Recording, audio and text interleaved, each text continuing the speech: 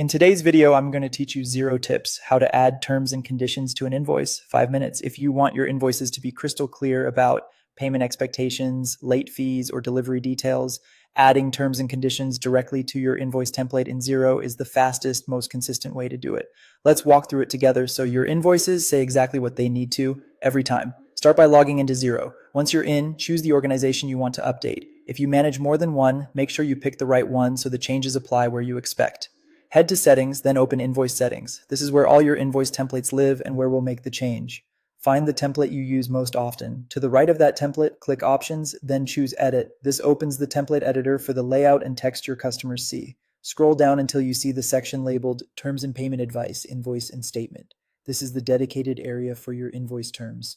Anything you enter here will print on your invoices and appear in the online version your customers receive. Type or paste your terms and conditions into this box. There's a limit of 1,000 characters and up to 6 line breaks, so keep it concise and readable.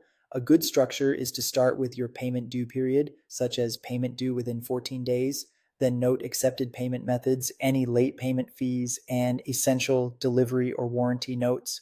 Use short sentences, plain language, and line breaks to separate ideas so it's easy for customers to scan. Avoid including anything confidential you wouldn't want widely shared, and double check spelling and dates so there's no room for confusion. If you need to reuse the same wording across templates, keep a master copy outside Xero so you can easily paste it in.